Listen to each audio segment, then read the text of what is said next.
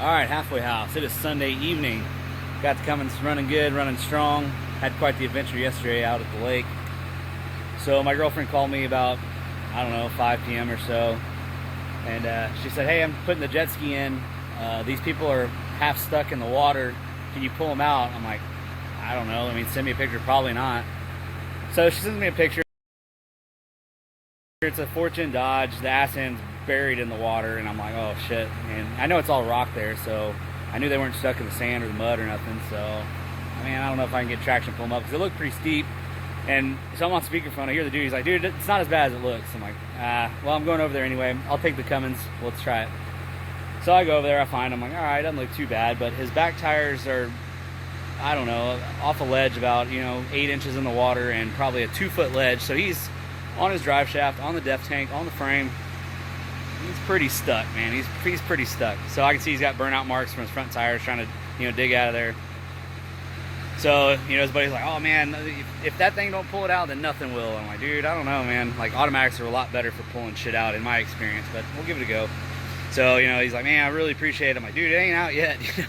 Let's make sure we can get this thing out first. So hook up 2 straps so I can get kind of on level ground and put it in first. It's in 4-wheel high, and just kind of let off the clutch till the slack was out, and then just kind of barely rolled into it, and he popped right over the ledge. And I get him kind of on level ground. I stop, and sure enough, his drive shaft was sawed in two. I guess from trying to get out of there on that rock, and it just ate that aluminum up and cut it in 2 pieces.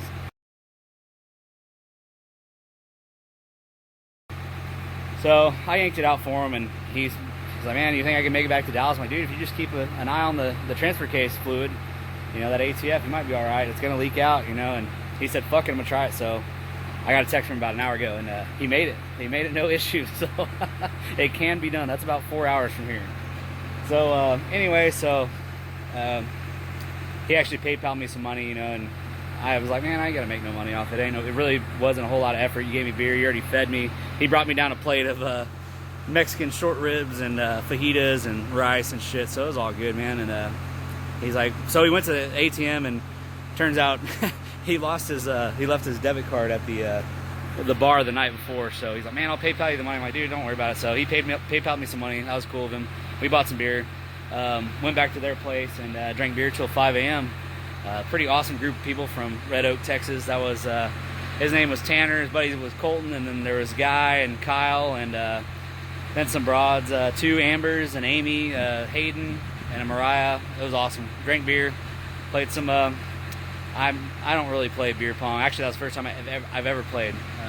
We were undefeated 2 games. So anyway, it was a good time. Drank some Buzz Balls, some Twisted Teas, a bunch of Bud Lights, a bunch of Keystones and Natties. They didn't have any Lone Star Light, but whatever. They got me through the night. So that was a good group of people from just south of Dallas. I'd like to drink some beer with them again. But Cummins, another one for the win, man. Thing's a beast, dude. Fucking love it.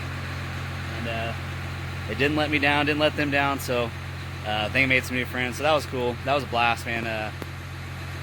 I'm getting older, man.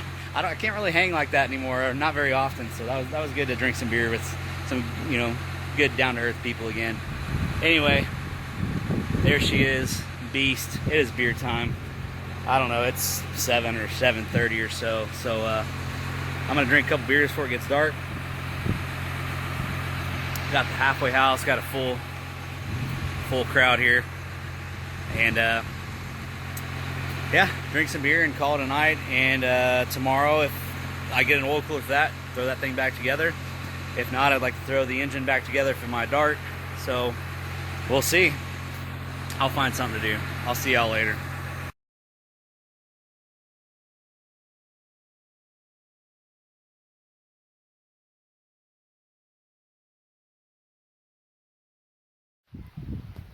Halfway house. It is Saturday afternoon. Always an adventure. Got this poor old Dodge. Got some free beer. Got a call from my girlfriend over here at the lake. This dude was stuck in the water. So this is where his front tires were. And his back tires were beneath that ledge. I don't know if you can see that ledge there. So, well, man, I'll try. He's like, man, tow truck won't come get me. Like, my only help, pay you whatever. I'm like, I'll figure it out. so pay me whatever's fair. So his buddy was like, man, something broke. He was trying to get out, and I said, nah, it's fine. And I mean, it was sitting on the frame on this side. It was damn near on the def tank on the other side. You can see the chips in the rocks. I don't know if you can, right there and right there. So I pull it out, sure enough, drive shaft done. Looks like it was spinning on the rock and it ate through it. So he's got to go back to Dallas.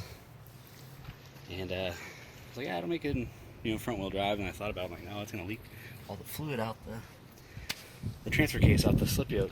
So he's actually staying at a Airbnb right up here, so he's not driving far, but so I might pull this drive shaft off for him. So he's gonna go get some more beer, and I'm gonna yank this off. He's got a video of me pulling it out, so I'll slide that clip in here somewhere. Yeah, nice truck.